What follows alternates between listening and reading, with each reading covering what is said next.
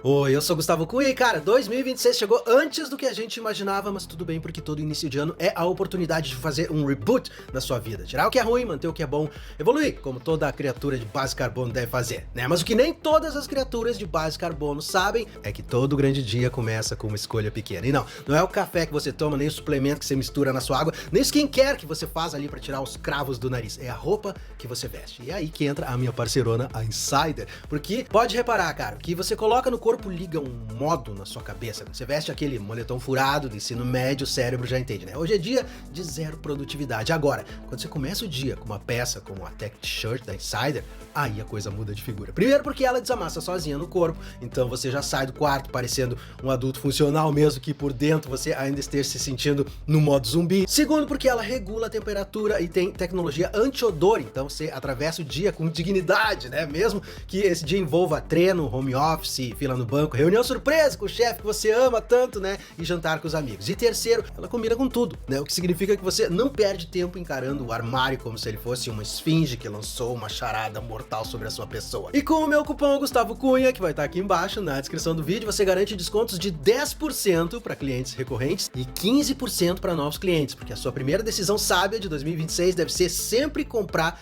com desconto. Janeiro é o mês das novas metas, dos recomeços, e se você quer começar bem, começa com inteligência. A Tech T-shirt da Insider é aquela peça coringa que vai com você do café da manhã até o final do expediente, do treino ao sofá depois do treino. Ela é o botão que liga o seu dia no modo certo. Então comece 2026 da maneira certa, comece com Insider. Muito bem! Agora é hora de falar sobre o episódio 4 de Fallout, que mergulha a fundo na mitologia dos jogos e abre com uma cena impactante que nos transporta diretamente para a guerra entre os Estados Unidos e a China, mais especificamente para frente do Alasca, em Anchorage. E aqui a gente precisa de um pouco de contextualização para quem não jogou os jogos, certo? Lembre-se de que nessa série a história do mundo tomou um rumo diferente após a Segunda Guerra Mundial. A União Soviética ruiu logo depois da guerra e sobrou para a China comunista o papel de adversária dos Estados Unidos durante a Guerra Fria, né? Essa tensão não se dissipou ao longo do tempo, ela acabou se tornando uma guerra aberta em 2066, parte da chamada Guerra dos Recursos, na qual praticamente todos os países do mundo passaram a lutar pelo controle do petróleo,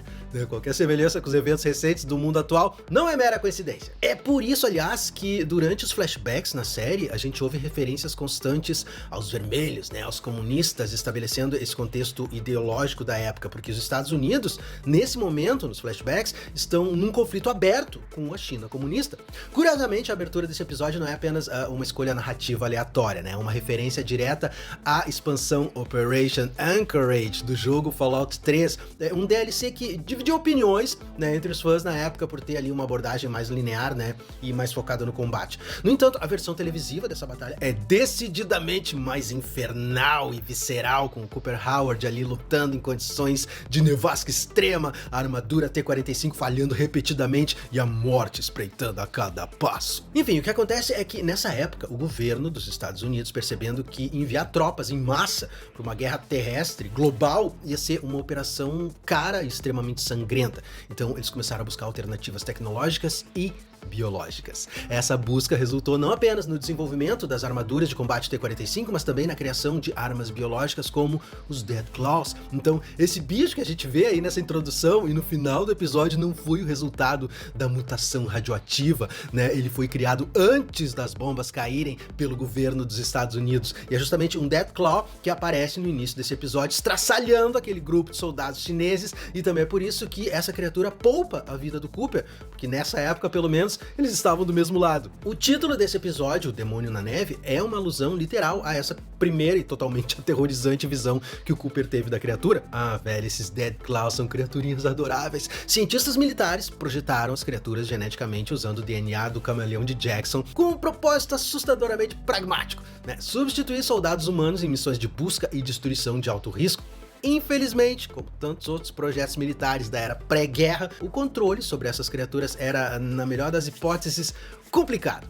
O grande lance é que, por anos, a mitologia dos jogos de Fallout deixou em aberto se os Dead Claws chegaram a ser realmente usados em combate antes do apocalipse nuclear, né? E a série da Amazon não só respondeu essa pergunta com um sonoro sim, como nos mostrou o horror em primeira mão em toda a sua grandiosidade. No final das contas é até meio poético, né? Eles são os monstros que nós criamos, habitando o mundo que nós destruímos. Olha só que coisa maravilhosa. Enfim, durante essa abertura, a gente vê o Cooper como um soldado da United States Marine Corps, o SMC. Ele tá acompanhado do Charlie Whiteknife, o mesmo companheiro que, conforme revelado no episódio anterior, salvou a vida dele mais tarde, durante esse mesmo combate, e recebeu uma medalha de honra por isso, né? Recebeu um isqueiro. A ironia aqui é que o Cooper, tentando salvar a vida do Charlie, ao mentir sobre ordens para que o Charlie recuasse, acaba sendo ele próprio quem precisa ser salvo no final. Então, no fim das contas, o Charlie deu o isqueiro que ele ganhou pro Cooper no episódio passado, porque foi o Cooper quem salvou o Charlie em primeiro lugar, né, mandando ele de volta. Mas o que importa pra mim e pra você é que essa cena é fundamental pra entender quem o Cooper Howard era antes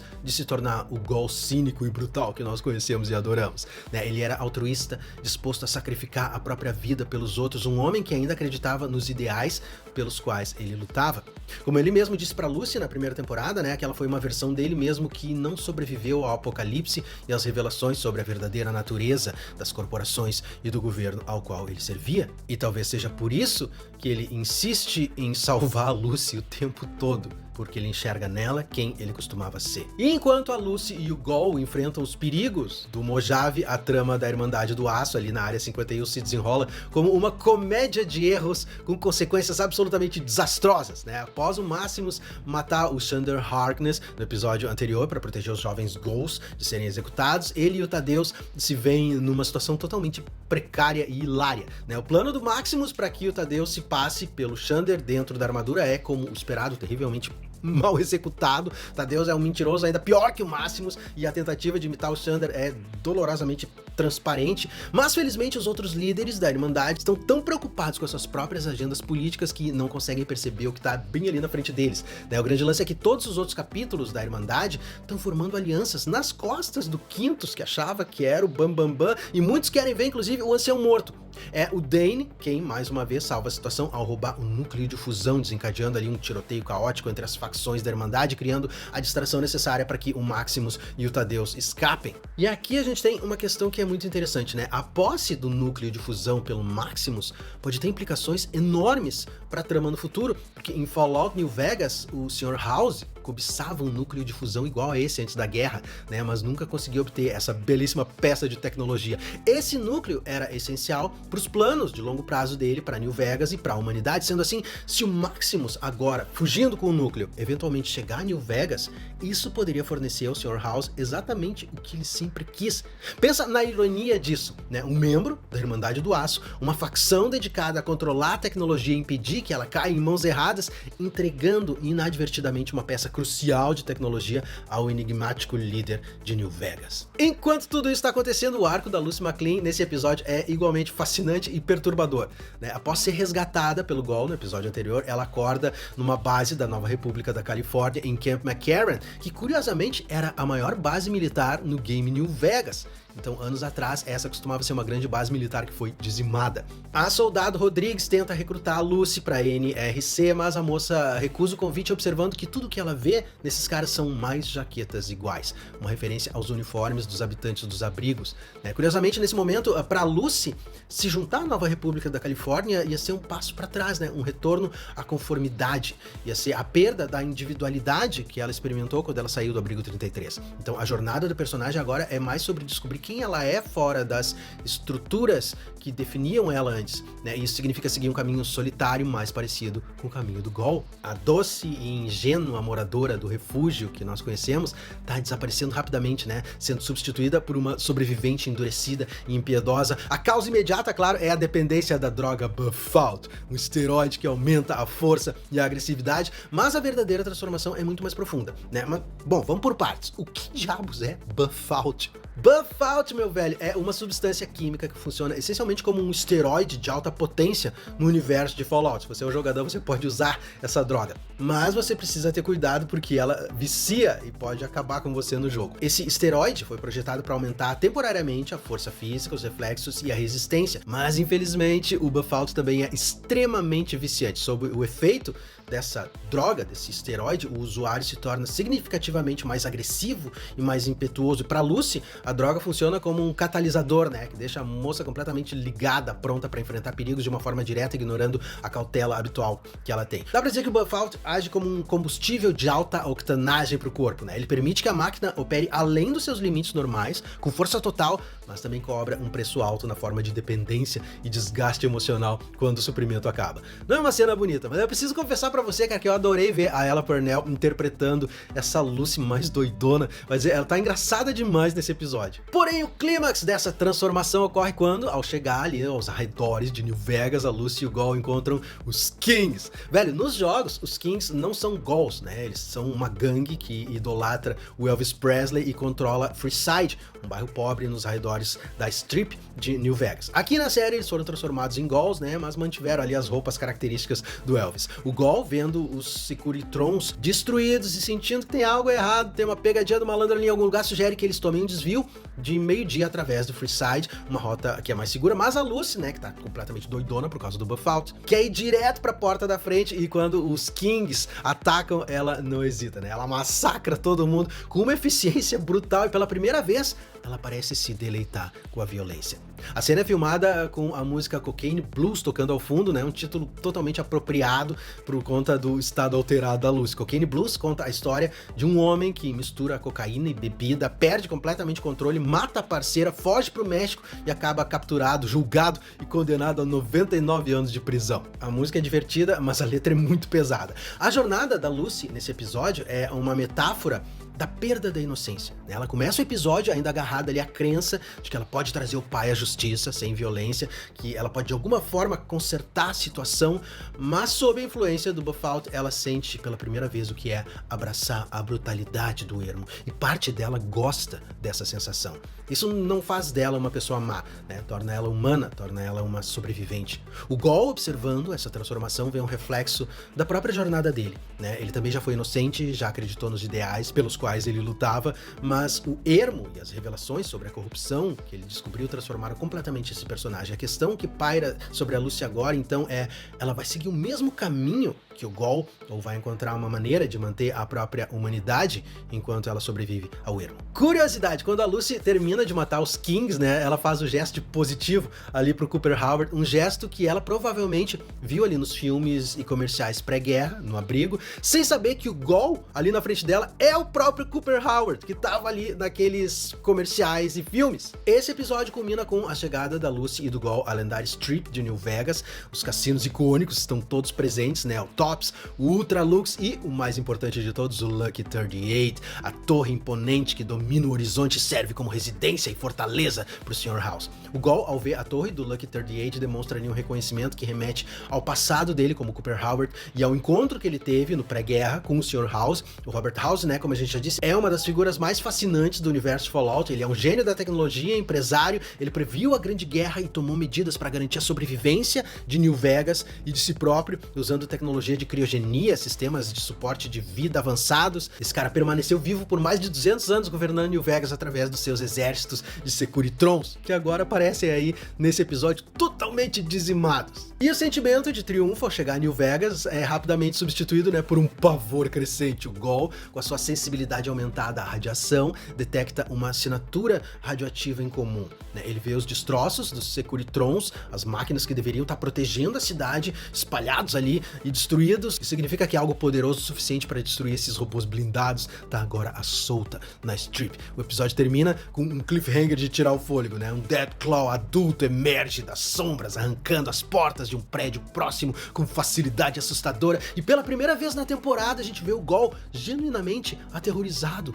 O cara tá com medo, velho, o medo é palpável, os olhos regalados, o corpo congelado, um homem confrontando um pesadelo do próprio passado. Sim, porque esse medo do Gol é um eco direto do primeiro encontro que ele teve com o Demônio da Neve, anos antes, né? Fechando esse círculo temático do episódio de forma brilhante, porque a criatura que antes salvou o personagem, agora se apresenta como a maior ameaça a ele e a Lucy. Porque não se engane, gafanhoto, ao contrário daquele cara lá do início do episódio, esse Deathclaw não tem lealdade, não tem misericórdia, é um predador puro e imortal, e os dois estão no território dele. E enquanto as tramas principais se desenrolam ali no ermo, né, as histórias dentro dos refúgios continuam a se fragmentar fragmentar. O Reg, agora líder de uma comunidade de pessoas frutos de endogamia, organiza atividades de grupo repletas de desperdício de recursos valiosos, né, como água. Lembre-se de que o chip de água para recuperar o suprimento do refúgio está danificado.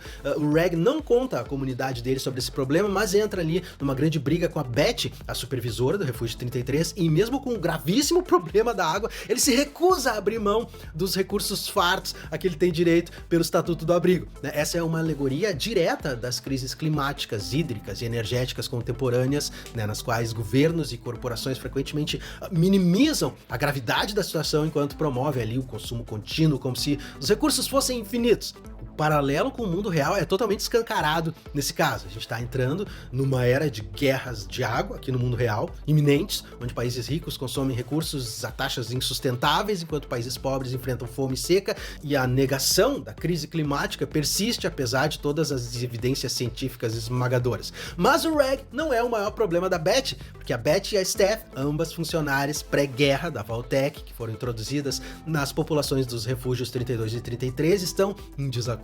A Steph quer apenas garantir a sobrevivência do próprio refúgio, mesmo que isso signifique sacrificar o 33, né? Numa reviravolta interessante, o Woody descobre a identidade da Steph ao encontrar a carteira de motorista dela, que revela que ela é canadense.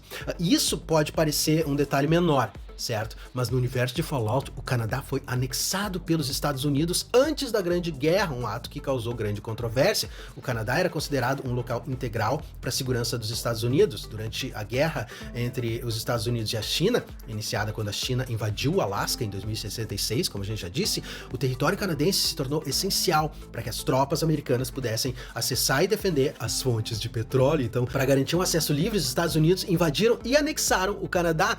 Mais uma vez, qualquer semelhança com o que vem se desenhando no mundo real não é mera coincidência. O grande lance é que essa anexação não foi totalmente pacífica, obviamente, né? Cidadãos canadenses chegaram a ser executados nas ruas por soldados americanos, então a revelação de que a Steph é uma canadense pode jogar alguma luz sobre as intenções e os atos da personagem nesse momento, porque se uma pessoa importante para ela tiver morrido durante a anexação, isso pode se tornar uma força motriz para o que ela tá fazendo nesse momento no presente.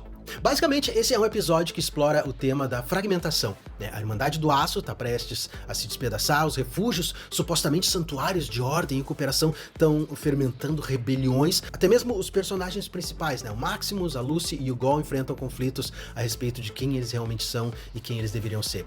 Fallout sempre foi sobre a impossibilidade de se voltar ao que havia antes. Toda tentativa de impor ordem, de criar uma sociedade nos moldes do velho mundo mais civilizado, está fadada ao fracasso porque as sementes da corrupção e do conflito estão ali enraizadas demais na natureza humana, né? As facções lutam entre si, não mais por recursos ou por território, mas por ideologias, por visões conflitantes de como o futuro deveria ser. E no processo, elas perpetuam o ciclo de violência que destruiu o mundo em primeiro lugar. Não esquece que tem aquele meu cupom bacanérrimo, Gustavo Cunha, para você ganhar desconto nas suas compras no site da Insider, para você mandar vir camisetas super tecnológicas como essa bacanérrima aqui que eu tô usando, que são anti-odores, amassam sozinhas no corpo e ainda proporcionam regulação térmica. É só clicar no link que vai estar aqui embaixo na descrição do vídeo, inserir o cupom e partir pro abraço. E eu vejo você muito em breve, cara. Até lá, fica com Deus, permaneça bem e permaneça seguro, tá certo?